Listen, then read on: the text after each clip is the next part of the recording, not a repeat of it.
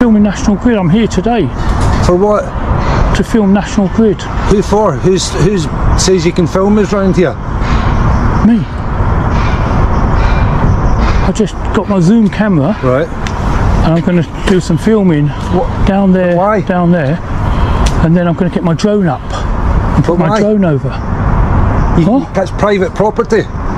No, this isn't. This is no, that's private property in there, and you says you've got to put the drone in there, and you're filming in there. Yeah. Why? For what reason? It's interesting. Okay. So I'm going to film and put my drone over. Yeah, can you not film me, please? Sorry? Can you not film me? Will you come out to me? Yeah, because I'm telling you not. Just don't film me, please. Yeah. I'm just doing a little video.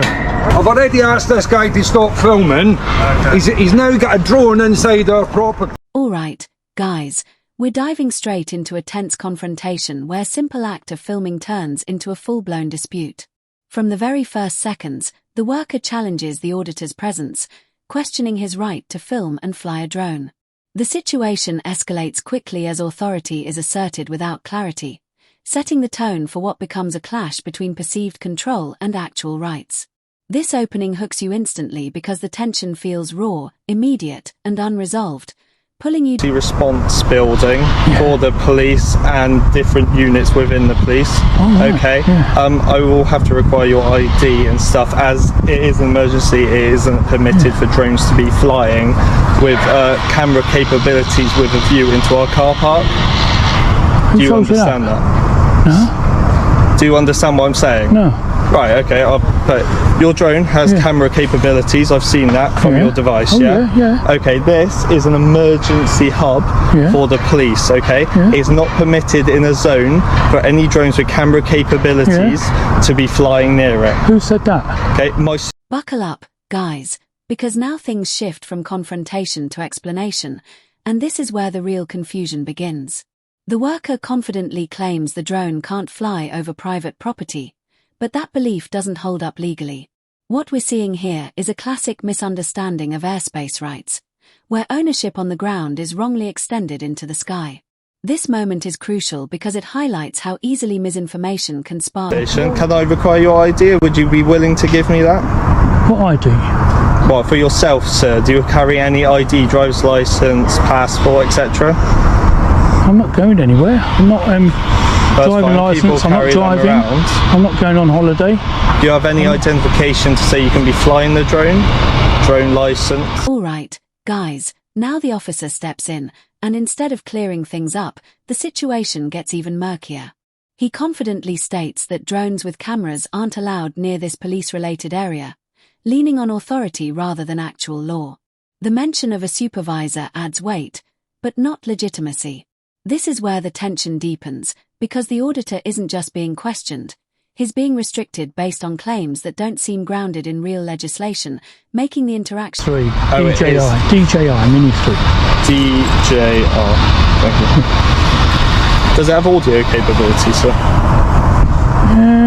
No. It's just camera quality. Does it have any different camera specifications on it, heat mapping, etc.? So it's just a regular camera? It's a little plastic toy. That's fine, sir, but you have to realise you are flying it over what potentially is a very dangerous place for a drone to be flying over, a national grid hub with electric components in it, which if your drone gets struck or crashes down could cause a disaster for the surrounding area, as well as an emergency department with radio towers and electronic capabilities that could also be affected by your drone. Okay, if you lose control. Well, yes, lose sir. Control. It can. Well, I don't know, sir.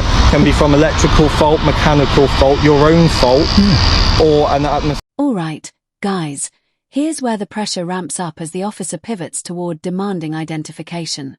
It's a familiar tactic: shift the focus, assert control, and hope compliance follows. But the auditor stands firm, calmly questioning the need for ID when no law requires it. This exchange is sharp because it exposes a power struggle, where authority is being tested against knowledge. You can feel the tension. You wouldn't, so please educate me about the legislation. What do you want me to do? It's legal, it's legal. It's not legal because it's not permitted on these premises, sir. Yeah, this is a public accessible road. This is a public accessible road. However, you are in a vicinity with a drone with camera capabilities that can see within there. Well, actually, I didn't put it in there, but... However, your drone was up and you've been in this area. However, let me educate you on that. Despite... Buckle up, guys, because the argument now takes a dramatic turn into safety concerns. The officer paints a picture of potential disaster, suggesting the drone could cause serious harm if something goes wrong. It's a move designed to justify restriction through fear rather than law. But the auditor pushes back, calling out the exaggeration. This moment stands out because it shows how quickly hypothetical risks are used to challenge lawful actions, even when the actual danger remains minimal. Area. I know, but you're filming over on their land, aren't you? Yeah. Yeah. So when they ask you to stop, you have to stop. Who says so? It's in legislation, and I'll be honest, I don't know the legislation from the top of my head. That's why we're speaking to our supervisors that's looking into the legislation. It's not in legislation. Yeah, but that's why we're getting our supervisors to check legislation. Because I'll be honest, I don't deal with drones. I don't really know drones. We have a specific team that deal with drones. You have a drone unit. Exactly. So obviously I'm not capable to be able to I know you have a drone unit. You have your drone ID operating license on you. No, I don't need to show you that.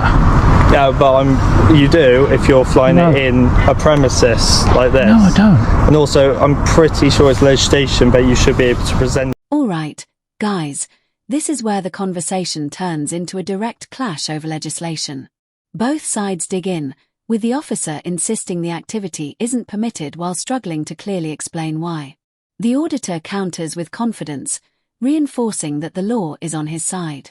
The tension here is undeniable. It's no longer just a disagreement, it's a battle of certainty versus uncertainty, and you can see the cracks beginning to form in the officer's position. I don't go into private areas. Fine, but what I'm saying is your drone was in the aerospace of a private and area. you're allowed. I know, I fully get that. However, you have to take in risk factors. Yeah. There's people here who don't want to be filmed. Have you got their consent to be filmed? I'm out here in the public area. Yes, that's fine, but there were people out there like that now who could have been videoed. The drone is not being public courtesy just to ask. Yeah, but it has video capabilities, and do you know what I did when I got here? Did you ask for everyone's consent? I buzzed them and said, just to let you know, everyone. Did you know that? I contacted them. Well aware though, but a male has just come out very angrily saying... Well, you're saying that I can't video that on top... All right, guys, now we hit a critical moment where the officer begins to contradict himself. He claims restrictions exist, but openly admits he doesn't fully understand drone laws. That admission shifts the entire dynamic, weakening his authority while strengthening the auditor's stance. It's a powerful turning point because the confidence that once drove the officer's claims starts to fade, replaced by hesitation and reliance on others to justify his position. We have people that park their personal cars in police stations, and obviously that could be quite dangerous if that information gets out about what car we drive, our registrations, things like that. So we have to be able to protect ourselves, because at the end of the day this is just a job, isn't it? Officer, yeah, I'm allowed to film. Listen to above me, the police station. You're not allowed if there's sensitive information in there, okay? Then you should keep that concealed. Which we do. But at the end of the day, if you were a victim, okay, you wouldn't want to be filmed by somebody, would you? Who am I filming? I'm not saying you're filming anybody, but I'm just saying if you were a victim and you wanted to come here and do a statement or give anything to the police, you wouldn't want to be filmed, would you? Okay, I know I certainly wouldn't want to be filmed, okay? So we have to keep the best interests of everyone. And I understand you find all of this interesting, that's fine. It's interesting. Buckle up, guys, because this part brings a mix of accuracy and emotion into the conversation. The officer finally lands on a point that holds some legal weight regarding drone registration, but quickly pivots into emotional arguments about privacy and vulnerable individuals. It's a strategic shift, moving away from strict law and into moral reasoning. While it sounds compelling, it blurs the line between what feels right and what is legally enforceable. That though. But, no, shall I tell you, people... No, I'm asking you a question. Can you understand that? Police officers and other police staff in this building, they park their cars all along here, their cars are parked along here, okay, so they don't want to be filmed when leaving work and that be put all over the internet, because that can become quite dangerous to people that hate the police and want to cause us harm. Okay? No one hates the police.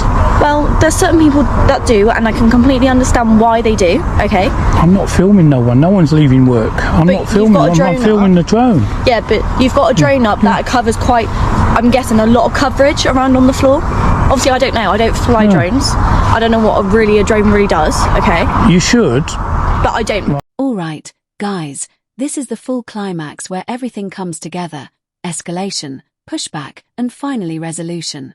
A second officer steps in, and the situation intensifies with the misuse of legal powers, attempting to force compliance. But the auditor stands firm, challenging every claim with clarity. Eventually, reality sets in, and the officers step back, acknowledging the legality of the situation. It's a satisfying conclusion where persistence and knowledge bring the conflict to an end. If you enjoyed this breakdown, make sure to like the video, subscribe to the channel, and we'll see you in the next video.